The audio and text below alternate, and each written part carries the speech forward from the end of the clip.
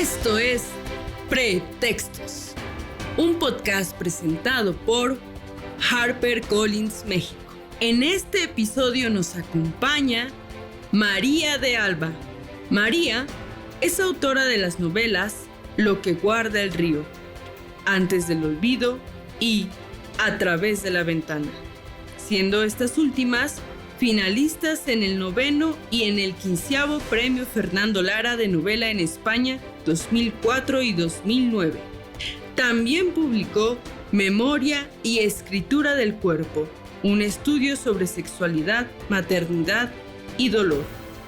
Es profesora de literatura en el Tecnológico de Monterrey desde hace 26 años.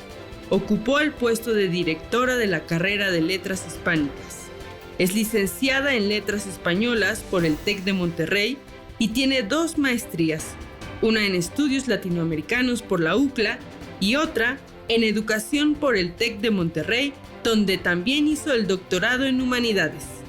Es líder del programa Pasión por la Lectura y directora editorial de la revista Campus Cultura. Fue reportera de los diarios Reforma y El Norte.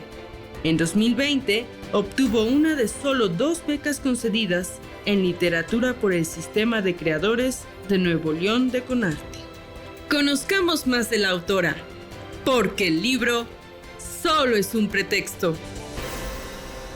En el episodio de hoy, María de Alba nos cuenta más de su corazón extraviado y cómo esta novela ha cambiado su vida desde que la dio a conocer. Es muy interesante cómo la ciudad de Monterrey juega un papel muy importante en su vida profesional y creativa. Yo soy Adro Sandoval y esto es Pretextos. Me gustaría que nos platicaras, nos has contado que un poco de esta historia que en este momento estamos platicando nace en una librería que era tu familia, eso. ¿Ahí empieza tu amor por la literatura? ¿Ahí empiezas a darte cuenta y ahí quieres ser escritora o no? No, vaya, a mí me gusta la literatura y me gusta leer e incluso escribía desde niña. Desde niña empecé a escribir porque me gustaba en el periódico de la escuela. Una vez mi mamá me animó a un concurso que había, gané el primer lugar, un concurso de cuento, tenía 10 años. O sea, siempre he leído y escrito, pero hay que decir que la librería Cosmos, que es el centro, el corazón de esta novela, se puede decir, es una librería muy especial porque fue fundada por el exilio español en Monterrey en los años 40, principios de los 40, que es cuando la mayoría del exilio llega, ¿verdad? Casi todos los barcos que llegan de España son del 39, y esta librería se funda por ahí del 42, o sea, muy rápidamente. Entonces, los que fundan la librería son 2 españoles que se llamaban Justo Lorduy y Alfredo Gracia. Ellos llegaron por Veracruz, bueno, uno llegó por Veracruz, el otro primero llegó a Estados Unidos, pero luego finalmente llegó también por Veracruz, y primero fundan en Tampico. Entonces, se me hace también interesante porque muchas veces hay esta mitología en el país que casi todo, todo el exilio casi está en el centro. Pero hubo gente que de Veracruz no se fue para Puebla y México, sino que se fue para el norte. Y estos fueron de ellos, ¿no? Entonces, cuando llegan a Monterrey, fundan esta librería que se convirtió en un parteaguas para la ciudad, porque ellos eran realmente pues unos intelectuales, tenían una curaduría exquisita de los libros, acabó siendo también galería de arte. Y entonces, cuando yo conocí más bien esa librería, no fue tan niña, sino ya adolescente, porque ya era cuando yo iba por mi propio pie a comprar libros, ¿verdad? Entonces, sin embargo, cierra en los 90. Entonces, todo esto, realmente, cuando empieza la novela, es cuando, y así está en la novela, ni siquiera es un gran misterio, me llega a mi correo electrónico una foto de esta hermosa librería, que además era estilo Art Nouveau, muy bonita, convertida en un Kentucky Fried Chicken.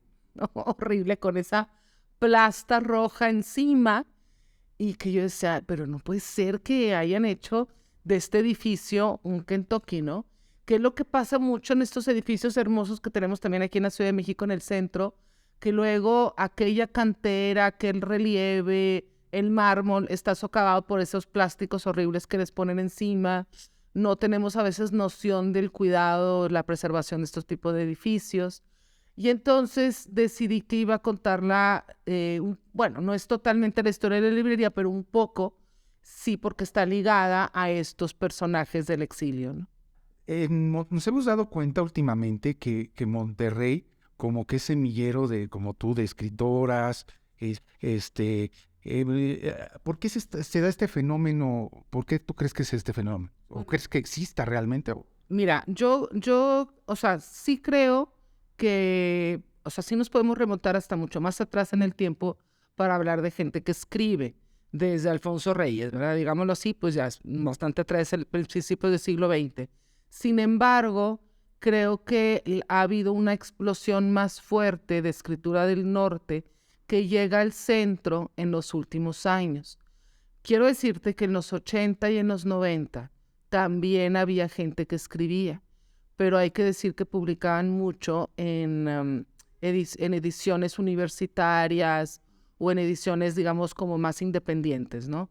¿Qué es lo que pasa? Que esto se me hace también importante decirlo, o sea, en realidad en este país la mayoría de las cosas culturales, no solo la literatura, se han hecho desde el centro, pero no quiere decir que no hubiera cosas en provincia, solo que como no figuraban dentro del catálogo nacional porque no estaban en el centro, pues parecía que no existían.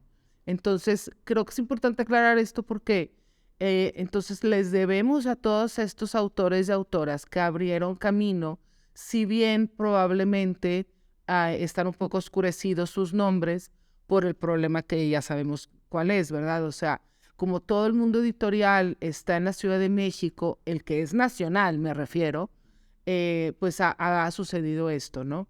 Pero sí, en los últimos años, afortunadamente, se han abierto las grandes editoriales transnacionales de nuestro país a todas estas escritores y escritoras que viven en otras partes del país. Ya no tienes que vivir en la Ciudad de México para escribir, lo cual es muy positivo porque es la forma en que vamos incluyendo a otras voces, otros discursos, otras maneras de ver el mundo. Hay otros Méxicos y que también son interesantes para todos de leer, ¿verdad? Es un poco lo que le pasó a Pedro Garfield, ¿no? Pedro Garfield se pierde justamente porque no estaba en el centro. Es decir, una vez que él se exilia y sale de su centro, que era Madrid, pues se empieza a perder figura, ¿no? Luego, en la Ciudad de México, él no logra colocarse en la UNAM, que fue el semillero de casi todos estos intelectuales republicanos, y entonces queda bastante en la orilla, ¿no? Yo creo que esto es importante siempre de estar teniendo esto en el radar. Es decir, para no seguir perpetuando ese tipo de, pues de mecanismos, ¿no? Digámoslo así, meter a todas las voces cuentan, ¿verdad? Hablamos de un extravío del corazón, ¿no? Digamos, de un sentimiento perdido, ¿no? Y lo llevamos muy bien cuando tenemos el sentimiento por un país, por un pueblo que acabamos de dejar. Me llama mucho la atención también en Monterrey, sucede mucho, ¿no? O sea, mucha de la gente tiene ese extravío de su conciencia. Tú que trabajas con jóvenes, y que la mitad del tiempo viven muchos de ellos en Estados Unidos, o sea, se pierde ese amor por su país, por su estado, o crees que no? No, o sea, no creo que sea, o sea, es un mito decir que los regios que quieren hacer americanos, o sea, no, eso no es cierto. Lo que ocurre es que pues vivimos más cerca de Estados Unidos que del resto del país. Esa es una cosa que, por ejemplo, en la novela platico porque mi papá era muy de agarrar el coche y llevarnos por todo el país en las carreteras de aquellos años. Incluso inventaba nombres de que vamos a hacer la ruta Maya y la ruta de la Independencia. O sea, yo no creo eso de que los regiomontanos no quieran ser parte del país, eso creo que es una mitología. Yo lo que creo es que hay un modo de ser norteño diferente al del centro, pero los dos son México, ¿verdad? Es tan absurdo como pensar que aquella frase de Vasconcelos que decía que la cultura se acaba donde empieza la carne asada, ¿verdad? Que fue una frase que dijo Vasconcelos en algún momento, ¿no? Entonces, ¿cuál es la relación entre que la gente quiera comer X platillo y que no haya cultura, ¿no? Ahora, hay que decir lo siguiente que es muy importante. en todas las ciudades de provincia, no solo en el norte, hay que rastrear y buscar quiénes son estas personas que hicieron la cultura en la ciudad. Así te dije yo, por ejemplo, que fundaron estos exiliados, esta librería, pero también pienso en nuestras universidades. En la Autónoma de Nuevo León se funda en el 33 y en el 43 el TEC, que este año están cumpliendo ambas 90 y 80 años, son los aniversarios, y esa es la razón por la cual, de hecho, el Tecnológico invitó a la UNI como el invitado especial de la próxima Feria del Libro, allá en Monterrey en octubre, que es la Feria Internacional del Libro de Monterrey. Entonces, es importante quiénes son estas personas que fundan universidades en provincia, ¿verdad? Porque la UNAM, como sabemos, pues se funda en los 20, pero casi 10 años después ya estamos teniendo voces en otras partes del país y gente que se quedó a picar piedra en sus ciudades en lugar de venirse a la Ciudad de México, que hubiera resultado más cómodo quizás o más fácil. Y entonces esta es la razón por la cual hoy en día hablamos de pueblos mágicos y que en Guadalajara hay tal cosa y que está tal parque, pues porque hubo personas fuera de México que hicieron otras cosas también, ¿no? Creo que es importante rastrearlas, admirarlas, decir quiénes son, sus nombres, porque también son parte, pues, de la herencia cultural de todo el país. Yo me pongo un poco esta idea de dividirnos, de que es la literatura norteña o la literatura... No, esta es la literatura nacional. ¿Por qué tendríamos que decir que un autor de Campeche no es literatura nacional? O un autor de Monterrey, o sea, si somos todos parte del mismo país, ¿no? Entonces, lo que hay de desarraigo en Monterrey, que yo creo que es importante, es que Monterrey es una ciudad bastante sui generis porque es fundada por judíos sefardíes que están huyendo de la Inquisición. Había poca comunidad indígena y por lo tanto, en ese sentido, no tenemos esa, ¿cómo te diré? Esa cuestión tan arraigada que hay aquí en la Ciudad de México de lo que sucede cuando llega Hernán Cortés y todas las matanzas. O sea, esa cuestión del indigenismo está un poco más lejano en Monterrey porque esos grupos indígenas o fueron erradicados o se fueron del lugar, ¿verdad? Y entonces lo que quedó fueron unos judíos sefardíes españoles que se estaban escondiendo de la Inquisición y que cambiaron sus nombres y que cambiaron su cultura y que cambiaron su religión, pero sin embargo ahí están. O sea, en Monterrey hay muchísimos apellidos inventados, que Garzas y de las Garzas y muchos que no son, o sea, que son nombres que significan cosas porque están ocultando un apellido sefardí que no se podía mencionar, ¿no? Y luego está la comida, por ejemplo, toda la carne seca es muy judío. Los judíos en el desierto secaban la carne para que no se les echara a perder. Me estoy refiriendo de la antigüedad, ¿verdad? Y lo mismo siguió en Monterrey, ¿no?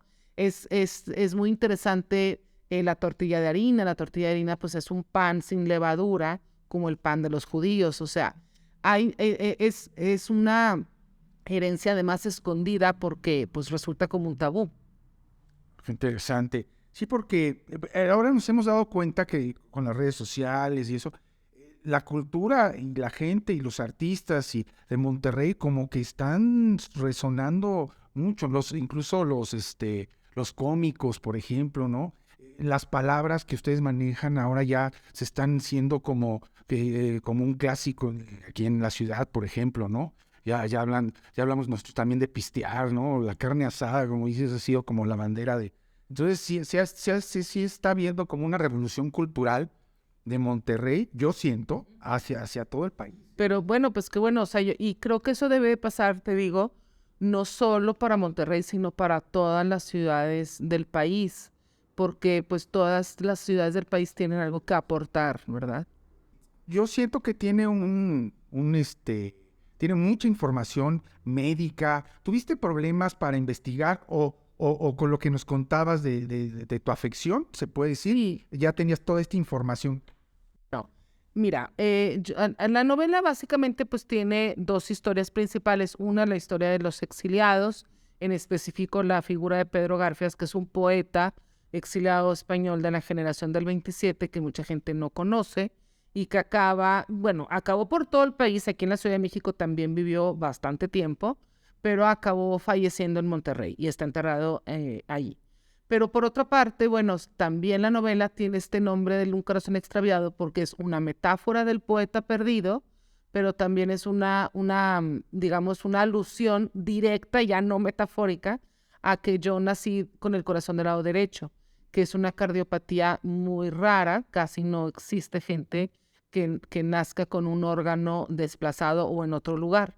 Y entonces, cuando yo nací, pues hubo mucha preocupación. Para empezar, nací prematura y luego con el corazón del otro lado, ¿no? Entonces, pero en realidad, tuve muchísima vigilancia, o sea, en los primeros años hasta la adolescencia, de cardiólogos y médicos y demás. Tengo un archivo médico grande de esos años, pero no me afectó realmente.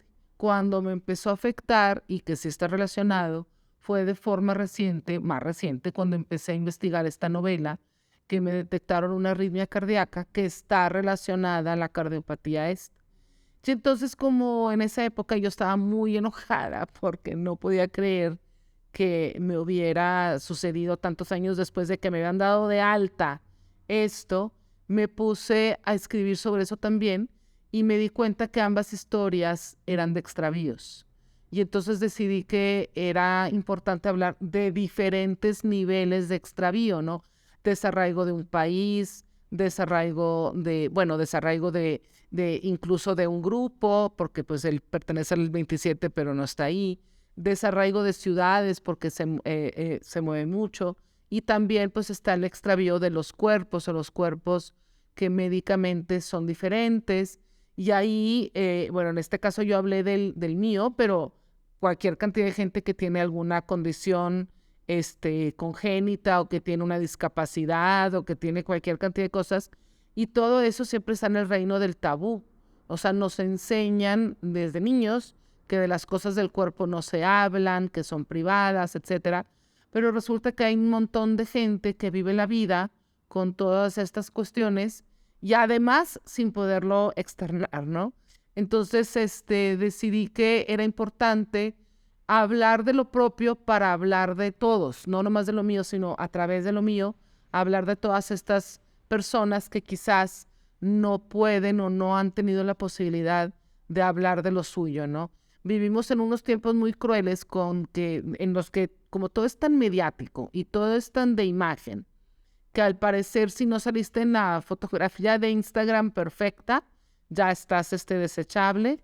Y además hay ciertas imágenes que se promocionan como las buenas y las otras personas están fuera del canon. Y entonces eso también se me hace importante cuestionar, o sea, la mayoría de la gente no tiene esas figuras o fotografías de revista, porque todas esas personas tendrían que estar marginadas, ¿no? Entonces creo que este es un tema también, vigente totalmente, ¿no? ¿Cuál crees que sería tú el extravío más importante para una persona? O el dolor más importante. Yo creo que la pérdida de un familiar cercano, ¿no? O sea, la muerte de alguien, sobre todo pienso la gente que pierde un hijo, alguien muy joven. Creo que siempre la muerte de alguien muy joven es mucho más dolorosa que la pérdida de una persona mayor de edad. Entonces, yo creo que eso no tiene, o sea, es una pérdida tan profunda que marca a las personas, ¿no? En el caso de Pedro Garfias, creo que el desarraigo es más como una melancolía por el país que se quedó del otro lado, por los amigos que no se pudieron reunir, por una España que él había pensado que iba a ser y no sucedió, porque duró muchos años la dictadura franquista y entonces tampoco pudo regresar. Él fue además soldado. Entonces, como fue soldado republicano, la tenía todavía más complicada para regresar, o sea, proscrito totalmente, o sea, le iban a fusilar, qué sé yo, ¿no? Sí. Al tener el contacto con el público, ¿te ha hecho saber algo que tú no esperabas del libro o fluyó como tú esperabas? Fíjate que hay cosas que me han sorprendido mucho y para bien, fíjate, por ejemplo, cuando yo estaba en estas épocas que te decía de la librería Cosmos muy joven, y que los profesores de literatura te decían, no, es que aquí hay un poeta enterrado en el Panteón del Carmen que vino de España, de los del 27. Pues yo pensaba realmente que pues, casi nadie sabía esa historia, o sea, que nadie iba a saber quién era, ¿verdad? Y a mí se me hacía muy triste y desconsolador que una persona acabara, yo decía, imagínate, enterrado aquí, ni quien se acuerde de él, ¿no? O sea, fuera de su país, y aparte en un lugar muy apartado de México, o sea, en el norte, o sea, se me hacía que era muy triste eso, ¿no? Pero no, o sea, resulta que cuando lo investigo y lo empiezo a escribir y se publica la novela, pues resulta que no era tan desaparecido. Me ha tocado gente que me dijo, yo lo leí en la UNAM, yo sabía de él, es que mi familia vino del exilio y hablaban de él. Gente que, por ejemplo, Mónica Lavín encontró en su casa un libro original de Pedro Garfias del 53 que tenía su papá. La mamá de Mónica es exiliada. Rosa Beltrán fue la que me dijo que lo habían leído en la UNAM. Pedro Ángel Palou, por ejemplo, que me presentó en Phil Guadalajara con Rosa, me dijo, oye, yo estuve en la Cosmos de Chavo, sí, estaba padrísima esa librería, era hermosa, conocía la librería, ¿verdad? Y entonces Elena Poniatowska también conoció a Pedro Garfias, me dijo que había platicado mucho con su marido y hasta me dijo que en Puebla. Entonces, pero lo que muchos de ellos no sabían es que estaba enterrado en Monterrey, no sabían qué había pasado con él después. Por supuesto, no se ha vuelto a editar su poesía. La poesía, los únicos que han resguardado mucho su memoria, y hay que decirlo, en la Universidad Autónoma de Nuevo León. Como Pedro Garfias trabajó un tiempo ahí, fue el editor de la revista que todavía existe, Armas y Letras, que es una revista de humanidades, digámoslo así, de literatura, pero también de otras cosas. Él fue el primer editor, pues ahí lo quieren mucho y lo siguen recordando, y ya han publicado su poesía. La última edición es de 2017, y ahora tengo la noticia que este año, entre la Universidad de Sevilla, en España, por fin en España, porque en España, si aquí casi no se le conoce, allá peor, peor. Bueno, la Universidad de Sevilla junto con la Universidad Autónoma de Nuevo León van a publicar su obra completa por primera vez. Y imagínate que él se murió en el 67 y apenas van a publicar su obra completa. Es increíble, la verdad. Cosa que me da mucho gusto, pero entonces, vaya, lo que voy es que no estaba tan desaparecido. Entonces, entre círculos de exiliados y círculos académicos, intelectuales, etcétera, sí sabían quién era. A lo mejor no sabían tantos detalles, pero sí sabían quién era. Otra cosa que me ha sorprendido es que mucha gente, yo creo que el poema más famoso de Pedro Garfias es la canción Asturias, que canta Víctor Manuel, y la musicalizó, incluso ese poema lo musicalizó aquí en México. La anécdota es muy linda, vino Víctor Manuel antes de que muriera Franco, o sea, a principios de los 70, y lo llevan a un restaurante asturiano. El que es asturiano es Víctor Manuel, Pedro Garfias es del sur. Bueno, nació en Salamanca, pero él se crió en Andalucía, básicamente es andaluz. Entonces, Pedro Garfias escucha este poema, le encanta, le fascina, él es asturiano, se va al hotel y empieza a componer la música para este poema, que hoy es un himno, ¿verdad? Yo creo que es la canción con la que termina todos los conciertos y es una cosa así. Y claro que él siempre le da crédito, no, si no creas que no, pero la gente no lo sabe, porque la gente oye la canción y ya. A mí me pasó una cosa muy chistosa aquí en la Ciudad de México.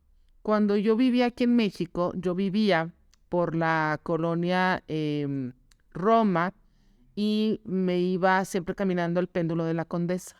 Y entonces en ese péndulo me acuerdo que estaba el disco doble de Víctor Manuel con Ana Belén, y lo compré, y ya ves que en esas épocas ponían el librito donde estaba la letra y venía el compositor, o sea, eso ya se perdió, ya no existe, ¿verdad? Y en ese librito famoso venía que esta canción, que yo ya conocía la canción, pues no era una canción, era un poema de Pedro Garfias, y yo sí lo hilé. Pedro Garfias, el del Panteón del Carmen, Víctor Manuel musicalizó el poema. Sí sabía quién era, lo que no sabía era que la canción era de él, ¿no? Y entonces fue una cosa así como una revelación, y sí es medio, me causó así como mucha desesperación de que pues, la gente no sabe. Tú ves un YouTube, está toda la gente ahí cantando la canción, cortándose las venas, o sea, cállate, ¿verdad? Porque todos así a punto de llorar. Y no creo, dudo muchísimo que sepan que es de este poeta. Toda esta historia, ¿no? Y toda esta historia. Y veo un poco que Garfias te ha acercado, ¿no? Como a otras personas. A muchas, porque en la investigación, pues me di cuenta, por ejemplo, que había muchas mujeres del 27, autoras también, poetas y artistas también de la plástica. Y hay que decirlo, nunca a nadie nos los enseñaron en ninguna facultad de letras de este país, y yo creo que de España menos, porque siempre se nos enseñaba que la generación del 27 eran hombres. Rafael Alberti, Miguel Hernández, todos los que ya sabemos, ¿verdad? No sé, Manuel Artola Aguirre, Federico García Lorca, por supuesto, ¿verdad? Salvador Dalí, es de esa generación, Luis Buñuel. ¿Dónde estaban las mujeres? Pues sí había, muchas, muchísimas, pero no se les había realmente reconocido. Incluso en España, apenas en este milenio, o sea, y te digo hace 10 años, empezaron a publicarlas, a sacar sus biografías, etcétera, ¿no? A exponerlas por ejemplo, en el Reina Sofía, ese tipo de cosas, ¿no? Entonces, decidí que los personajes de esta novela sí salen, porque sí salen, Luis Buñuel y Lorca y Dalí, Salvador Dalí, que estaba muy loco, muy divertido, salen, pero son los personajes secundarios. Los que están en primer plano son las mujeres del 27 y Pedro Garfias, todos los que nadie conoce, ¿verdad? Porque creo que es importante hablar de los demás, que es lo mismo que te decía hace rato, o sea, porque siempre vamos a hablar de los mismos, porque no vamos a reconocer otras voces fuera de las canónicas o las del centro, etcétera, ¿no? Y son otras formas, además de revalorar una época. Una época no se conforma solo por 10 pelados que ahí andaban, ¿verdad? O sea, hay más gente. Pues qué interesante, pues, aparte de ser una novela, ya le estás dando voz a muchas voces que se quedaron ahí ocultas, ¿no? Y esto, ¿qué sigue después de esta novela? Incluso siguiendo esta línea, ¿no? De las voces que has, o de las gentes que has podido contactar, y yo creo que hasta historias, ¿no? Han resurgido. Bueno, una historia muy linda, que esta te la voy a contar antes de pasar a lo que sigue. Presenté esta novela cuando salió recién, en septiembre, en el Ateneo Español, además de en la Gandhi, pero en el Ateneo Español. Y el Ateneo Español pues se funda por el exilio de este país, ¿no? Entonces el público que estaba ahí eran o hijos o nietos del exilio. Ya exiliados prácticamente no hay, ¿no?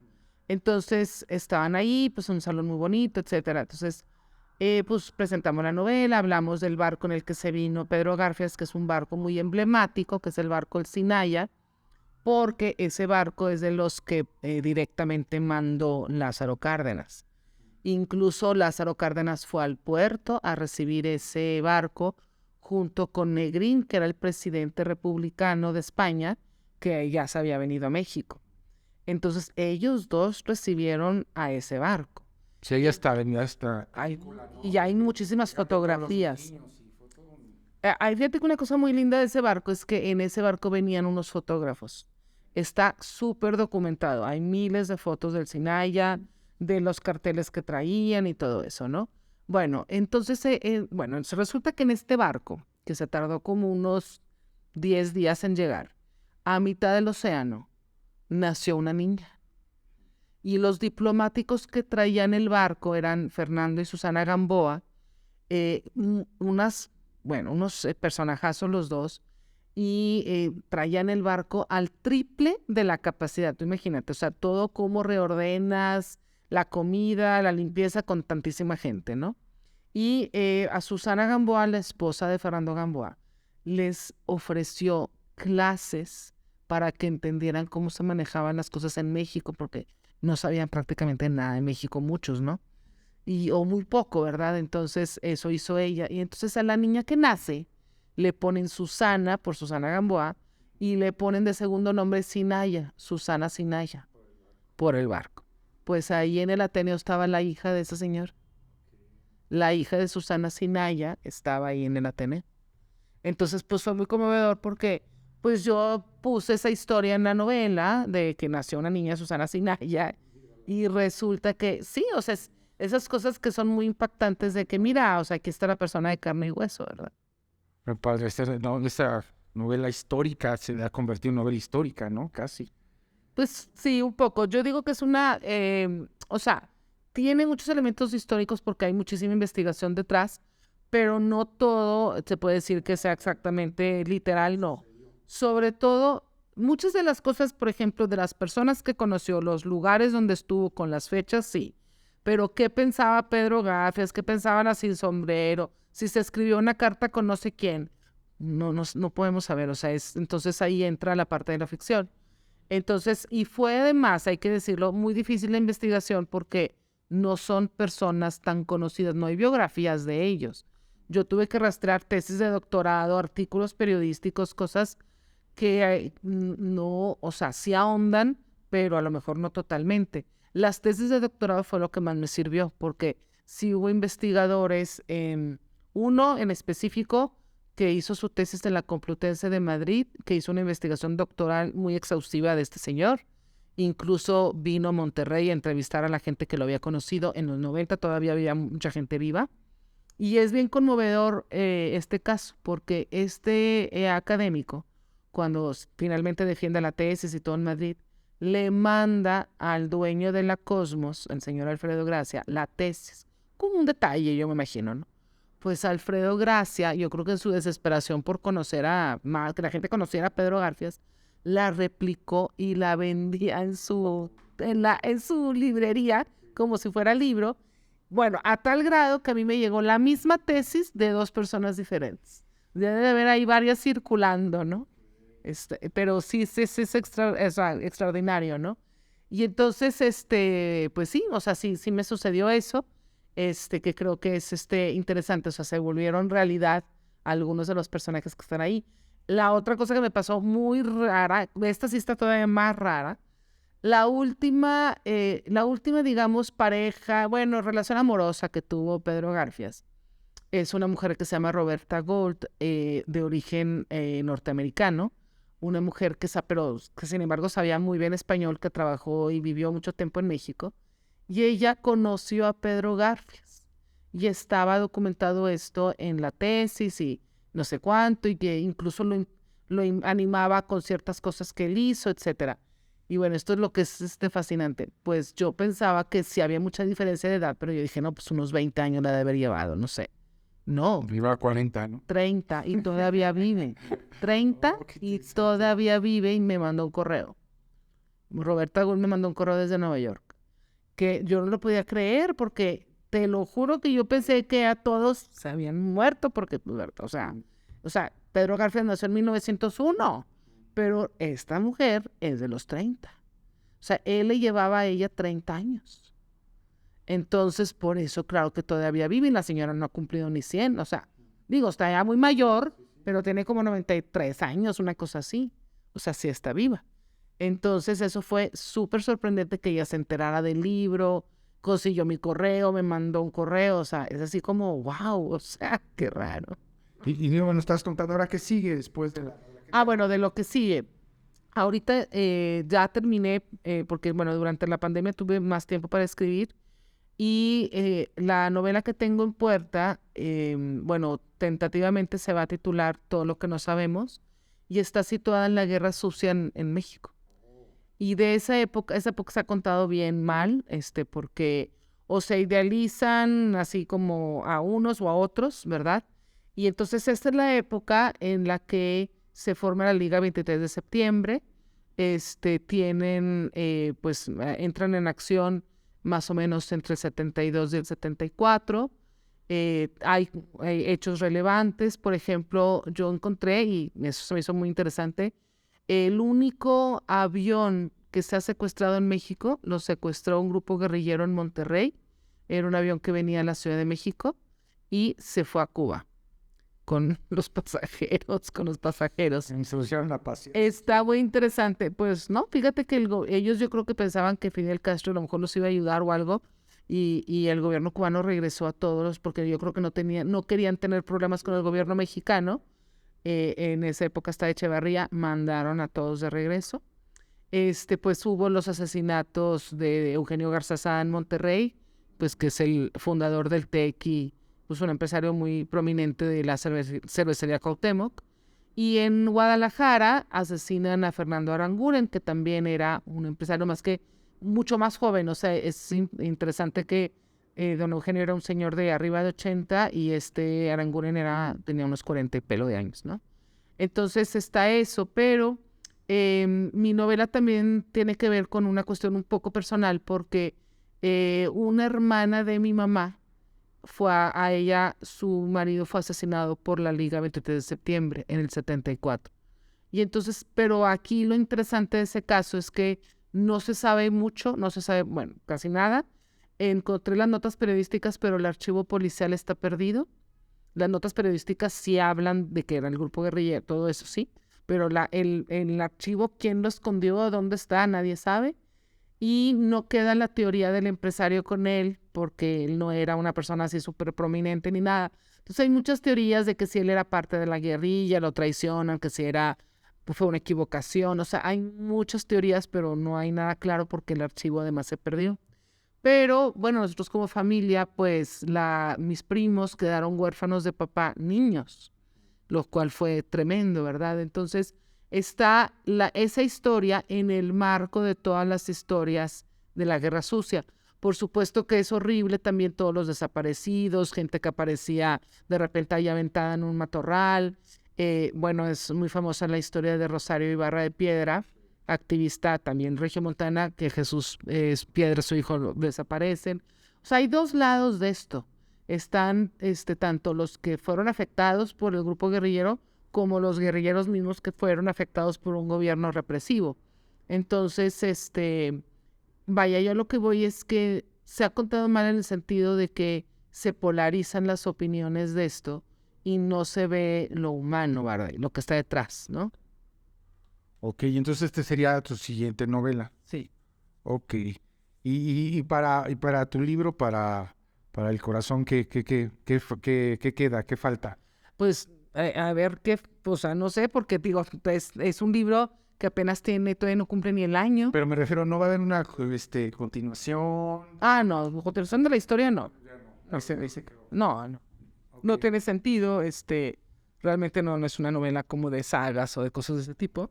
Pero otra historia que saliera eso pudiera ser después, más adelante, o sea, se me hace muy interesante todas las historias que yo te platiqué de... Que van saliendo, que van saliendo de estas mujeres del 27, etcétera. Pero ahorita en lo próximo no lo tengo en el radar. Tengo este texto que ya te platiqué, que está situado en la Guerra Sucia. Y entonces, pues bueno, es como un ir y venir de esa época. Del Corazón Extraviado, pues bueno, estamos a la espera de que dice HarperCollins Ibérica, si se va o no. En realidad no sabemos, y es muy pronto porque la novela todavía no ha cumplido el año en México. Y casi siempre cuando se va a otro lugar o se piensa en una traducción, etcétera, no es inmediatamente, ¿verdad? A menos de que haya sido una cosa que ya se haya pactado desde antes. Pero en este caso, pues no fue así. Entonces hay que esperar a ver qué dicen todos, ¿no? Ok, pues creo que ya tenemos que terminar con la entrevista. Nos has llenado de mucha información, nos has dado un panorama incluso del estado de Monterrey que no sabíamos, ¿no? Y te agradecemos mucho, y te agradecemos más que hayas tomado el tiempo para venir a platicar con nosotros. Uh-huh. y contarnos de todas estas historias que han extraviado corazones, ¿no? Pues sí, pues muchísimas gracias, y muchas gracias también a todos los escuchas de tu podcast. Esto fue Pretextos, un podcast en el que conocimos más del autor. Escúchanos en el próximo episodio.